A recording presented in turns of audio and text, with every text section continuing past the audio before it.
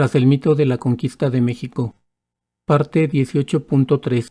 México es un país pluriétnico y pluricultural. Ya hemos señalado que en el origen de los inseparables mitos fundacionales de la conquista y del mestizaje, a los españoles, encarnados en Cortés, se les caracterizó como hombres con múltiples virtudes y cualidades, mientras a los indígenas, representados por Moctezuma, se les pintó como seres inferiores. En el proceso de imposición del mestizaje, siempre se ponderaron las supuestas virtudes positivas, progresistas, de los blancos, es decir, de los españoles, y se magnificaron los supuestos defectos retrógrados de los morenos, es decir, de los indígenas.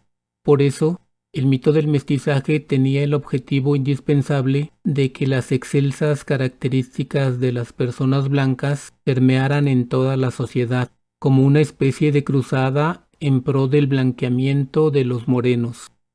De igual manera, el mestizaje cultural engrandece las características y los valores de la civilización occidental idealizada y, en sentido opuesto, denigra los rasgos de los indígenas vivos, los de hoy, aunque algunos de esos rasgos pueden ser rescatables y vendibles en términos turísticos, sobre todo los de carácter pintoresco, exótico o folclórico, de ningún modo pueden constituir alternativas de vida para los descendientes de las poblaciones originarias, ni en el presente ni en el futuro.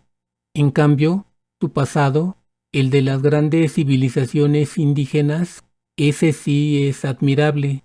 Se pregona en los discursos oficialistas, se presume en los museos, se enseña en las escuelas y se promociona en los paquetes turísticos. Pero hasta ahí, nada más. Por eso, cuando se trata de la cultura mestiza, sus promotores suelen defender, realmente, una cultura occidentalizada, moderna y católica, aderezada con algunos elementos pintorescos indígenas. En la actualidad, el discurso racista y homogenizador del mito fundacional del mestizaje parece agotado.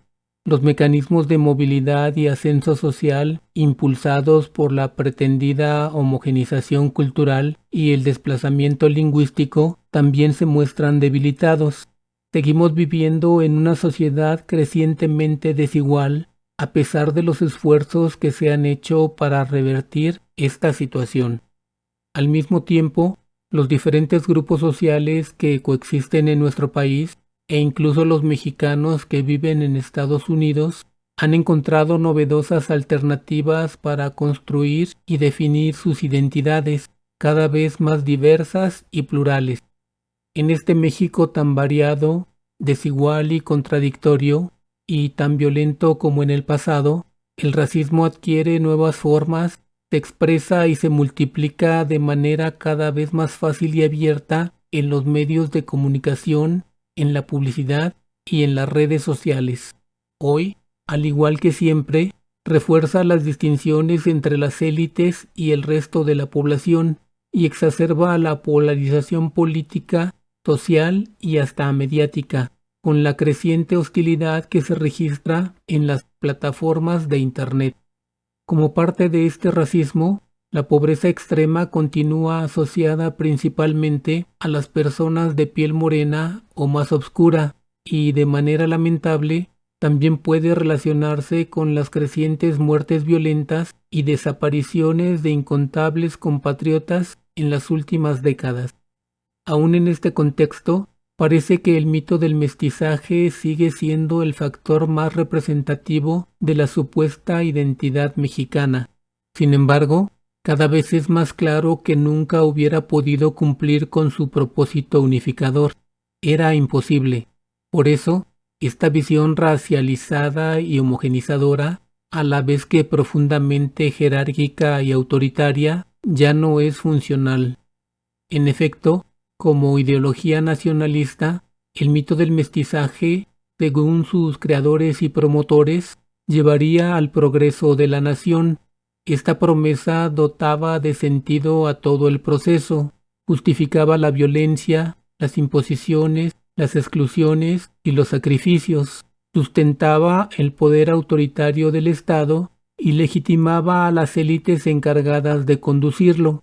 En la actualidad, es evidente que esa promesa siempre fue vana, al igual que la unidad racial que perseguía.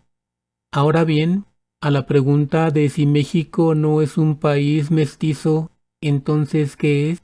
Podemos contestar que es un país pluriétnico y pluricultural en el que confluyen diversos grupos, ni inferiores ni superiores, solo diferentes, con intereses también diferentes, que a veces convergen y a veces no, y que cuentan con historias propias. No obstante, son grupos que, con las condiciones adecuadas, sí se pueden unir en la búsqueda de futuros comunes, promisorios para todos. Sin embargo, para lograr eso, quienes formamos parte de esos grupos, primero debemos ser capaces de reinterpretar nuestro pasado, ese que intentó, con base en la construcción de los mitos fundacionales, unificarnos y homogeneizar en el mestizaje y someternos a la jerarquización de las culturas y de los colores. Solo hasta que podamos reinterpretar nuestro pasado, tendremos la posibilidad de empezar a construir una nueva historia y un nuevo destino en el que finalmente se reconozca y se respete la pluralidad de los mexicanos. Un mañana que se sustente en un nuevo pacto social, incluyente, transformador y ciudadano.